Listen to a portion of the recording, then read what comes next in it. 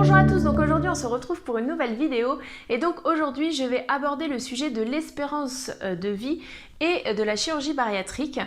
Donc je rappelle que j'ai été slivée il y a maintenant 3 ans, c'était en novembre 2016, je pesais 110 kg et j'ai perdu plus de 40 kg depuis. Et je rappelle que je ne suis pas du tout professionnelle de santé, je vous partage simplement mon témoignage. Alors je trouvais intéressant d'aborder ce sujet-là parce que tout simplement lorsque j'ai débuté mon parcours préopératoire, l'un des arguments qui m'a vraiment convaincue en fait de cette démarche et en fait du bien fondé aussi que je fasse cette démarche, c'est l'argument de l'espérance de vie. En fait, que ce soit l'équipe médicale ou même mon médecin traitant qui a été le premier à m'informer en fait de cette chirurgie, m'ont bien expliqué en fait que le fait d'être en situation d'obésité réduisait mon espérance de vie pour plusieurs raisons, tout simplement parce que au fil du temps, alors déjà je commençais à avoir des comorbidités, c'est-à-dire des pathologies ou des troubles sur ma santé qui étaient directement liés à mon obésité.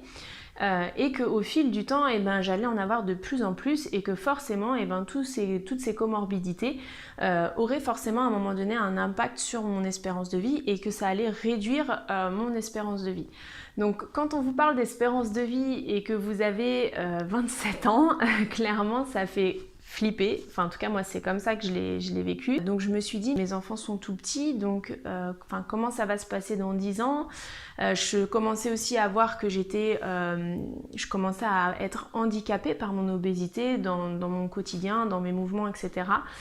Donc c'est vraiment quelque chose qui a fait tilt dans ma tête et c'est vraiment la chose qui m'a convaincue que cette démarche était vraiment bonne dans ma situation. Donc encore une fois, je ne suis pas professionnelle de santé, je ne suis pas là pour vous donner des chiffres, c'est pas mon rôle. Je laisserai les professionnels de santé vous donner les chiffres si cela vous intéresse.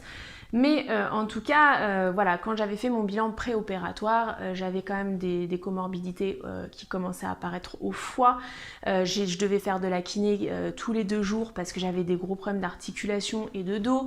Alors au niveau du cholestérol et du diabète, je n'en avais pas encore, mais voilà, j'avais plein d'autres petites choses qui commençaient à apparaître. Et sans compter l'essoufflement, la sueur, enfin tous ces problèmes-là. Hein. L'essoufflement, clairement, c'est pareil, je n'avais pas encore besoin d'appareillage par rapport à l'apnée du sommeil, etc. Mais clairement, le médecin m'a expliqué que par rapport à mon essoufflement, si j'étais restée comme ça, probablement que dans les années qui auraient suivi, ça serait apparu. Enfin voilà, ils m'ont vraiment mis dans un contexte de projection, en gros, comment ça serait dans 10 ans si je continuais en fait à maintenir ce poids ou voire à continuer d'en prendre. Et ils m'ont vraiment alerté en fait sur les conséquences sur l'espérance de vie. Donc encore une fois, c'est vraiment l'argument qui m'a convaincue. L'idée c'était pas bien évidemment que j'apprécie aujourd'hui d'avoir une silhouette qui est plus mince, mais ça n'a pas été l'objet en fait de ma démarche initiale. Vraiment ce qui m'a motivée c'était de gagner en santé surtout, et donc quand on m'a expliqué que j'allais gagner également en espérance de vie, c'est vraiment ce qui m'a convaincue. Et je reste persuadée que effectivement ça a eu énormément de bienfaits quand je vois aujourd'hui mes bilans sanguins, quand je vois aujourd'hui le dynamisme que j'ai, ce que je suis capable de faire en termes de sport, ce que je suis capable de faire ne serait-ce qu'en activité aussi à l'extérieur avec mes enfants, avec tout ça, quand je vois aussi que mes problèmes d'articulation ont été vraiment, enfin aujourd'hui je fais plus de kiné, voilà, mes articulations sont beaucoup soulagées aussi par le poids qui est plus faible. Enfin voilà, il y a énormément de bienfaits et je reste persuadée que finalement c'est le premier argument qui doit nous convaincre de faire cette démarche. Parce que si c'est réellement le but que l'on a en fait, forcément on sera plus actif derrière dans tout ce qu'il y a à mettre en place pour aussi maintenir le poids après, parce que comme je le dis, je le répète tout le temps, une fois qu'on a perdu le poids, il y a encore beaucoup de choses qu'il faut maintenir, la régularité dans le sport, l'alimentation, tout ça.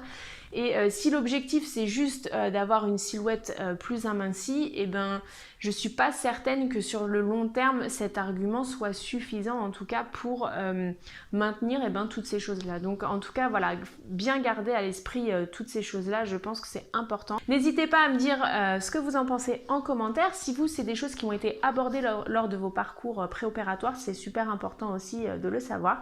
Et puis pensez bien à liker et à partager. Je vous souhaite une bonne journée et je vous dis à demain pour une prochaine vidéo.